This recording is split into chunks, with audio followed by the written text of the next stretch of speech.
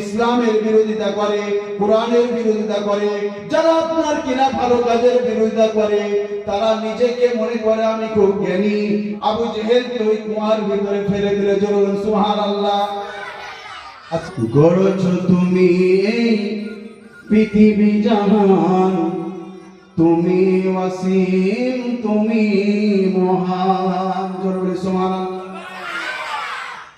গড়েছ তুমি এই পৃথিবী জাহান, তুমি ওয়াসিম, তুমি মহান, তুমি পৃথিবীর পালনকারী, তুমি প্রভু বিশ্বজানি। আমি তোমাকে খুঁজি, আমি তোমাকে দেখি, আমি তোমার প্রেমের কবিতা লিখি, জোরে সুবহানাল্লাহ। গড়েছ তুমি এই পৃথিবী জাহান, তুমি ওয়াসিম, তুমি মহান। এই পৃথিবীর পাড়ায় পাড়ায়, ওই আকাশের তারায় তারায়, আঁখি দুটি মন যায় হারিয়ে, হৃদয় জড়াই তার অনুভূতি। আমি তোমাকে খুঁজি, আমি তোমাকে দেখি, আমি তোমার প্রেমের কবিতা লিখি, জোরে সুবহানাল্লাহ। গড়েছ তুমি এই পৃথিবী জাহান, তুমি ওয়াসিম, তুমি মহান। আল্লাহুম্মা সাল্লি আলা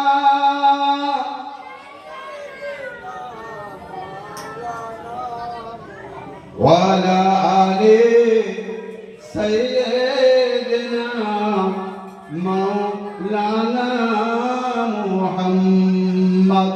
আমরা এখানে বসেছি কাকে খুশি করার জন্য? আল্লাহকে খুশি করার জন্য, অন্য কোনো উদ্দেশ্য নয়।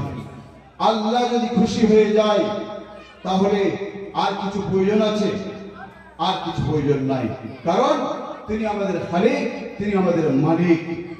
আল্লাহ পাক তিনি কোরআনে কারীমের মধ্যে বলছেন, কুলিল্লাহুম্মা মালিকাল মুলকি তুতিল মুলকা মান তাশা ওয়া তুইজ্জু মান তাশা ওয়া তুযিল্লু মান তাশা বিয়াদিকাল খায়র ইন্নাকা আলা কুল্লি শাইইন কাদির, জোরে সুবহানাল্লাহ।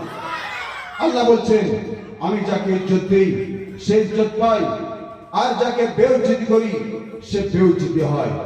যাকে আমি ইজ্জত দেই সে ইজ্জত পায়। ঠিক বলছে না ভুল বলছে?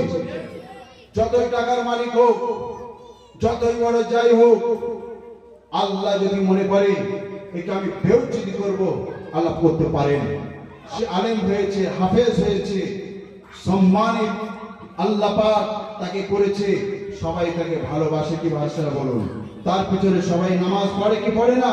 আল্লাহ বলছে, আমি ইজ্জতের মালিক, আমি যাকে ইজ্জত দেব সে ইজ্জত পাবে, আর যাকে আমি বেইজ্জতি করব তাকে গদিতে বসিয়েও আমি বেইজ্জতি করতে পারি, জোরে সুবহানাল্লাহ। পৃথিবীর বুকে এই রকম ইতিহাস আছে না নেই বলুন? গদিতে বসিয়ে আল্লাহ পাক জুতো পিটা করে তাকে গদি থেকে নামিয়েছে, এই রকম ইতিহাস আছে। সেই ইতিহাসের দিকে আমি যাব না, আমি আসল কথার দিকে আসবো।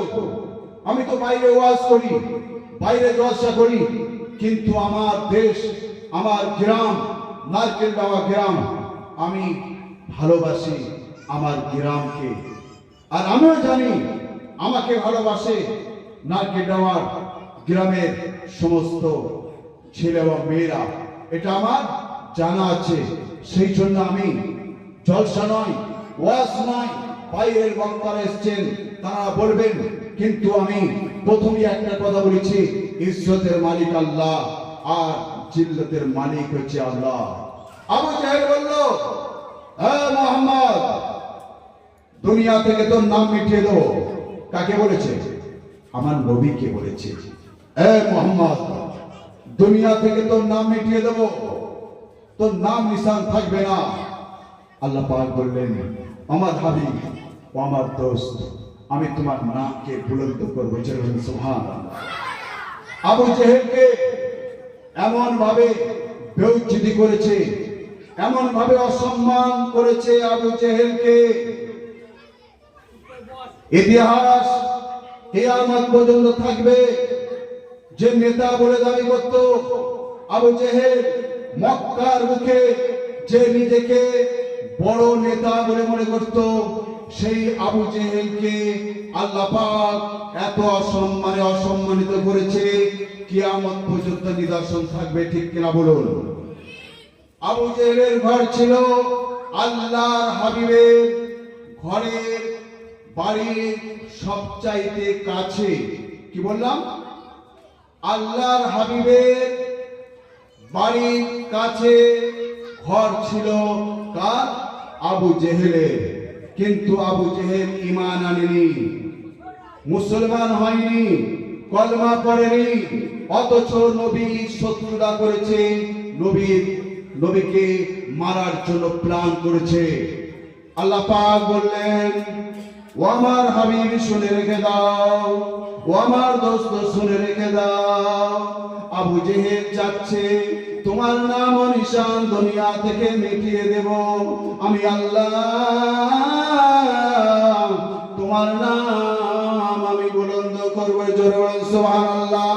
ও ইমানদাররা, ও মুত্তাকিরা শুনে নাও, যখন কিনা আপনার দুনিয়ার জমিনে আবু জেহেল এই কথা বলল, নাম ও নিশান মিটিয়ে দেব, আল্লাহ পাক বললেন, ও আমার হাবিব শুনে রেখে দাও, আমি তোমার নামকে বুলন্দ করব। আবু জেহেলের নাম দুনিয়া থেকে আল্লাহ মিটিয়ে দিয়েছে, আমার নবীর নাম এখনো বুলন্দ রেখে দিয়েছে। জোরে সুবহানাল্লাহ। প্রত্যেকটা মাদ্রাসায় পড়ানো হয়, এখানে আপনার হাদিস আলোচনা হচ্ছে, নবীর নাম নেওয়া হচ্ছে, দরুদ পড়া হচ্ছে, প্রত্যেকটা মসজিদে আজান হচ্ছে। এখানে আপনার ধরে নেন 10টা বাজে, আমেরিকায় রাত 10টা বাজে, এইরকম ভাবে পৃথিবীর কোনায় কোনায় আজান হচ্ছে, কোনো সেকেন্ড কোনো মিনিট বাদ নাই আমার নবীর নাম নেওয়া হয় প্রত্যেকটা আজানে। ঠিক কিনা বলুন? আমার হাবিবের নাম প্রত্যেকটা আজানে মুয়াজ্জিন নাই আশহাদু আন্না মুহাম্মাদুর রাসূলুল্লাহ। তাহলে পৃথিবীর কোনায় কোনায় যত মসজিদ আছে, প্রত্যেকটা মসজিদে আমার নবীর নাম 5 ওয়াক্ত নামাজে 10 বার নেওয়া হচ্ছে। জোরে বলুন সুবহানাল্লাহ। তাই নয়, আমার আল্লাহ পাক তার হাবিবকে জানিয়ে দিলেন, ও আমার দোস্ত, ও আমার বন্ধু, তোমার নাম আমি বুলন্দ করব। যত মাদ্রাসা আছে পৃথিবীর বুকে, যত মাদ্রাসা আছে, প্রত্যেকটা মাদ্রাসায় হাদিস পড়ানো হয়।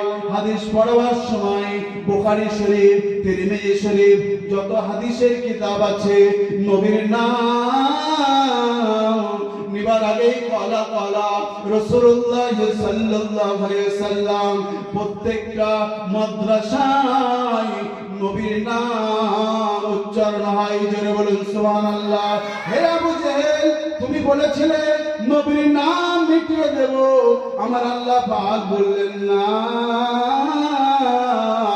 আমার হাবিবের নাম মিটাতে পারবে না। আমার হাবিবের নাম কিয়ামত পর্যন্ত দুনিয়ার জমিনে জিন্দা থাকবে। জোরে বলেন সুবহানাল্লাহ। আর একটু জোরে বলি সুবহানাল্লাহ। ও নবীর আশিকেরা, ও নবীর প্রেমিকেরা, আমরা যারা এখানে বসেছি, আল্লাহ পাক কোরআনে কারীমের মধ্যে ঘোষণা করছেন, কুলিন কুনতুম তুহিব্বুনাল্লাহ ফাত্তাবিউনি ইউহিব্বুকুমুল্লাহ ইয়াগফির লাকুম যুনুবাকুম আল্লাহু গফুরুর রহিম। জোরে বলে সুবহানাল্লাহ। হে নবী, আপনি শুনিয়ে দেন, আপনি বলে দেন, বিশ্বের মানুষকে শুনিয়ে দেন, তোমরা যদি আমার ইত্তেবা করো, আমাকে ভালোবাসো, আমাকে যদি মহব্বত করো, আমাকে যদি প্রেম করো, আমার হাবিবকে যদি তোমরা ভালোবাসতে চাও, আল্লাহ পাক বলছেন আমার হাবিবকে যদি ভালোবাসো, আমি আল্লাহ তোমাদের ভালোবাসবো, আর আমি তোমাদের জিন্দেগীর সমস্ত গুনাহগুলোকে মাফ করে দেব। জোরে বলে সুবহানাল্লাহ। তাহলে নবীর ইত্তেবা, নবীর ভালোবাসা, নবীর পায়রবি, নবীর তরিকা আমাদের জিন্দেগিতে আনতে হবে কি হবে না? আর পৃথিবীর বুকে আবু জেহেল মার্কা লোক কিয়ামত পর্যন্ত থাকবে। আগে ছিল, এখনো থাকবে কি থাকবে না বলুন? এখনো থাকবে। যে আবু জেহেল মার্কা এখনো পৃথিবীর জমিনে থাকবে। নবীর দুশমন, নবীর শত্রু, আলেমের শত্রু, উলামার শত্রু, আপনার কিনা মুক্তির শত্রু, ভালো লোকের শত্রু, নামাজের শত্রু, ইমানদারের শত্রু থাকবে কি থাকবে না? থাকবে, কিয়ামত পর্যন্ত থাকবে। কিন্তু ইমানদার কোনোদিন ঘাবড়াবে না। সেই আবু জেহেল কি আল্লাহ পাক কিভাবে আপনার কিনা কুয়াই ফেললো, একটু ঘটনা শোনার পরে আমি আপনাদের মোটা কিছু কথা শোনাবো। আবু জেহেল চেষ্টা করলো নবীকে কুয়ায় ফেলার জন্য। ও ইমানদারেরা শুনে নাও, কুয়া খুললো, আবু জেহেল কুয়া খুললো।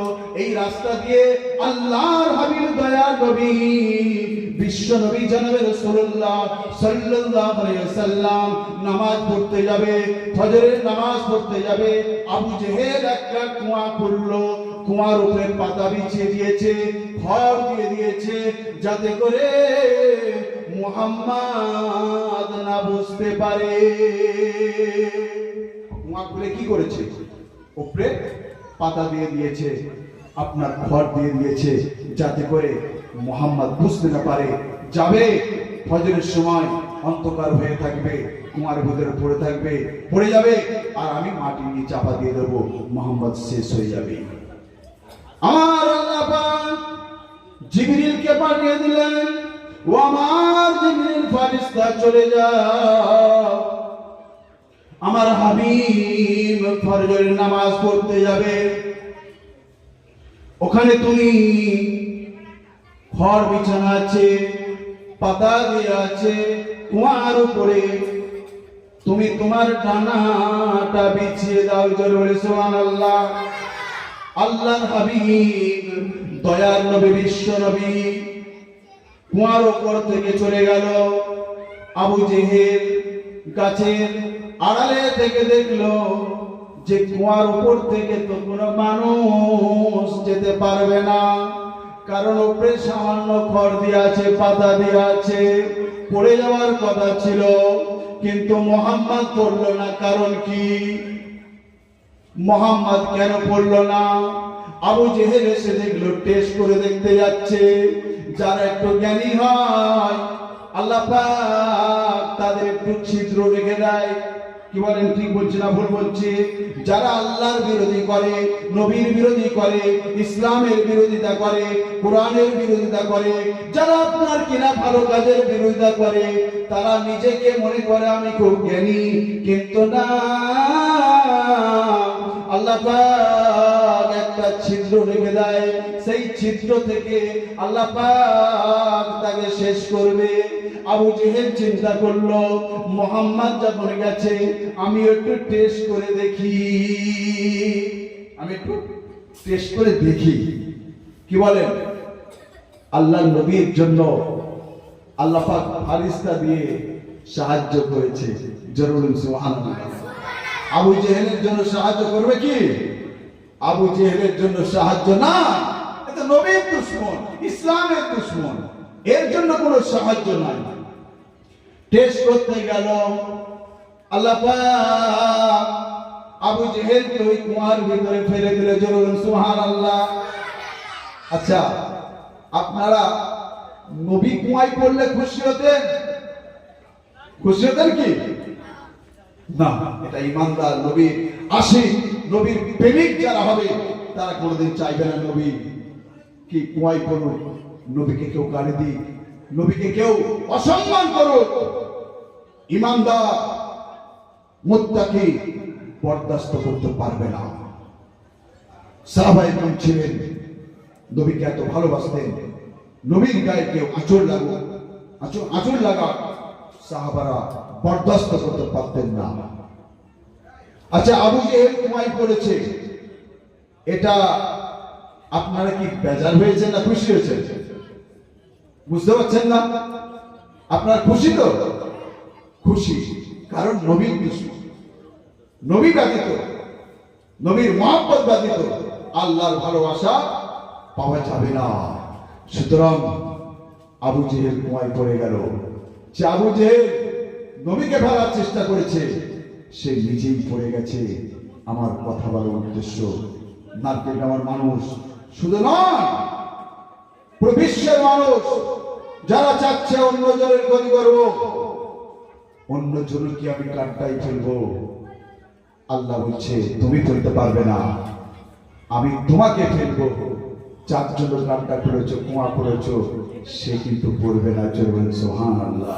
এই জন্য আমরা কেউ কোনোদিন কারোর ক্ষতি চাইব না।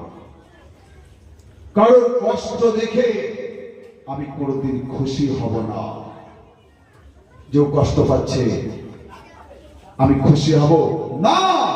তুমি ইমানদার হতে পারলে না,